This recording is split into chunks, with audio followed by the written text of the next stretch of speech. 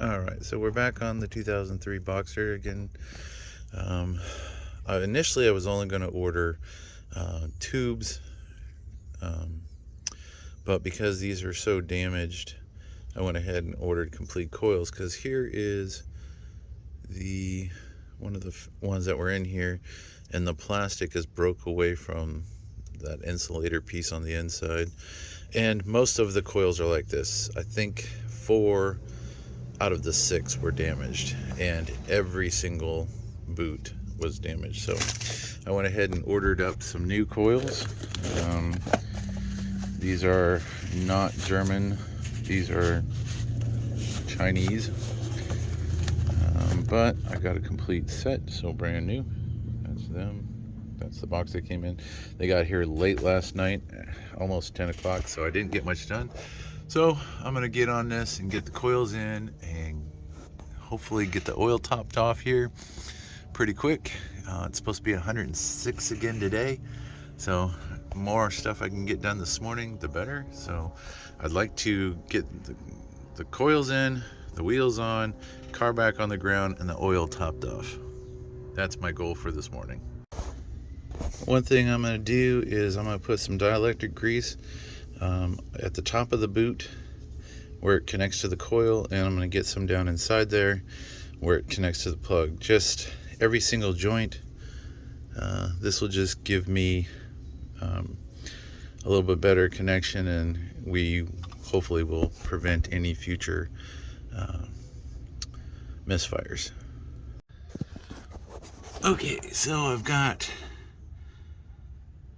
the back 2 completely in, and now the front one. I've got the bottom bolt started, and now I've just got to reach up between this hose and this other, whatever, this cam sensor, whatever this is, to get to the upper one. So that's taken me a little bit, but this popped right back in, no issues.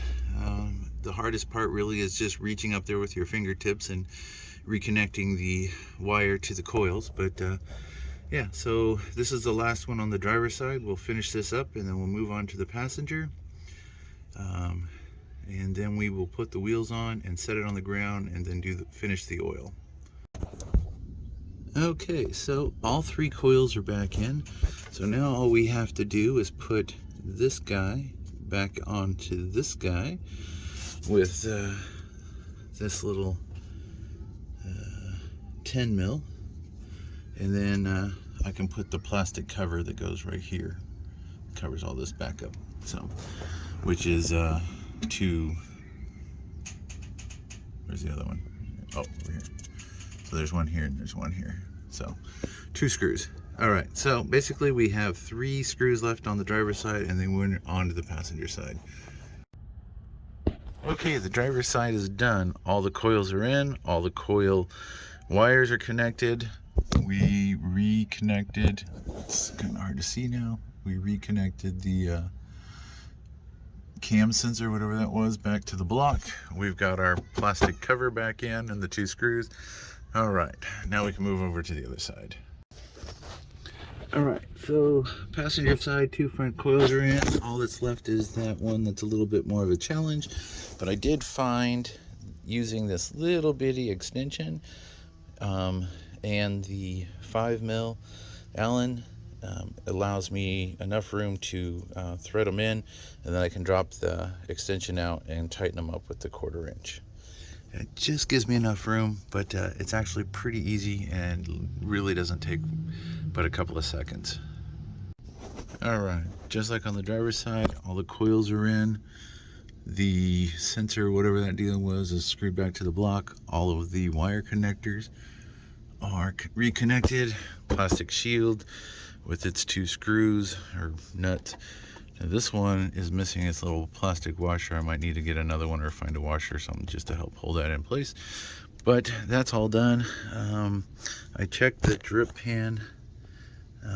I put about 3 or 4 quarts of oil in it last night, let it sit. Checked the drip pan this morning. There's no drip, so I'm gonna go ahead and set it on the ground and finish topping off the oil. and torquing the wheels down to 95 foot-pounds is what this, well, the book says 96, but my torque wrench isn't that smart, so we're going to do it at 95. So we're going to do that.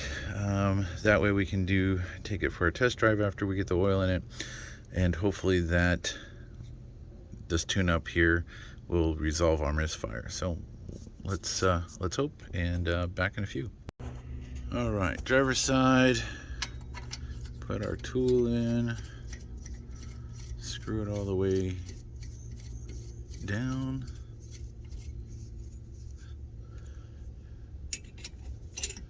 Take our little screwdriver here, just tighten that down. It doesn't need to be over tight, just tight enough so it doesn't wiggle. And now we can roll the wheel here and set it up on top of that stud. Of course, I don't have a phone stand right this second, so I will be back once I have the wheel on. All right, and that literally just means you just roll it over and stand it up on it, and you're good to go. Now the next trick is to get a couple of these started.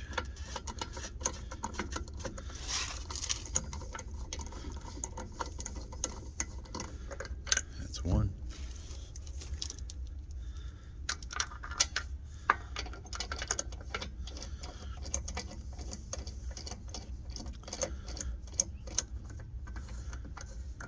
That's two.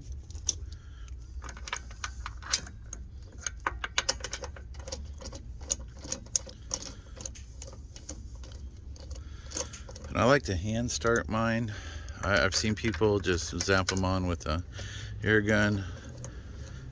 You can do that, but you also take the chance of cross-threading something.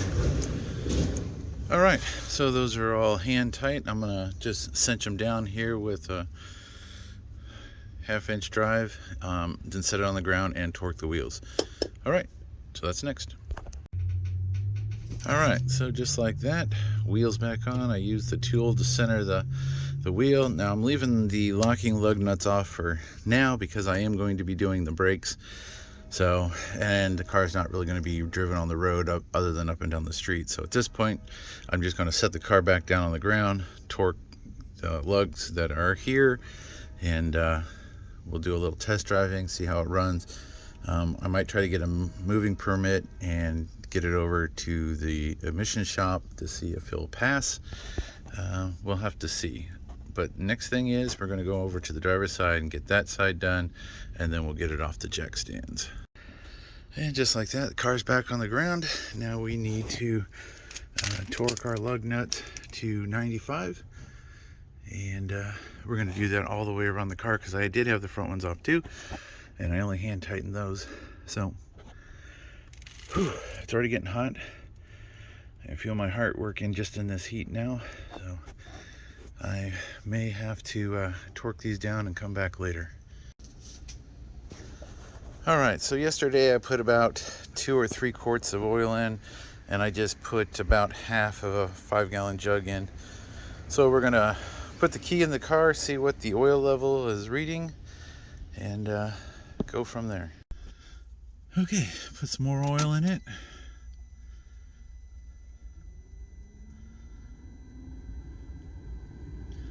And it's full. So I'm gonna start it up, let it run for a few seconds, shut it off, let it sit, and then restart it.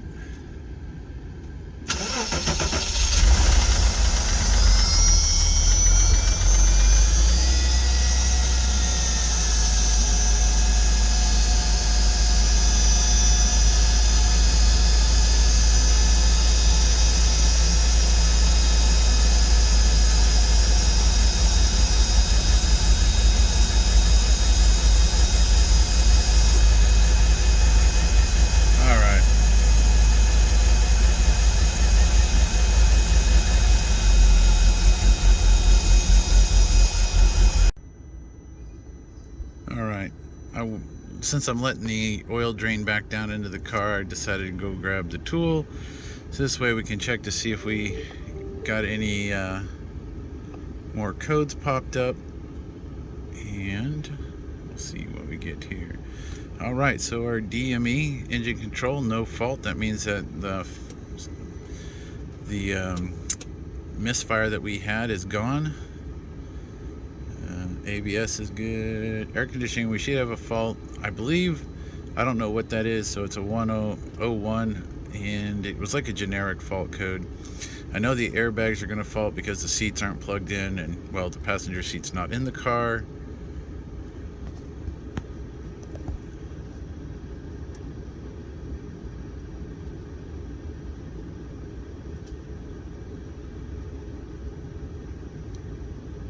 Just doing its thing. 72%.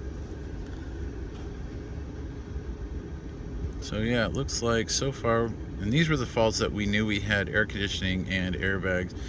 I believe everything else will go through without any issues, and now that the misfire on cylinder 1 has been resolved, that's perfect. So I could take this car for a test drive, blow it out. It is running a little rich, but you know, that could have been because the air cleaner, could have been because of the plugs, so it does need to be driven a bit to have it go out. So alright, so out of all of the systems, we had 2 faults. Air conditioning, which we're going to kind of check into that one.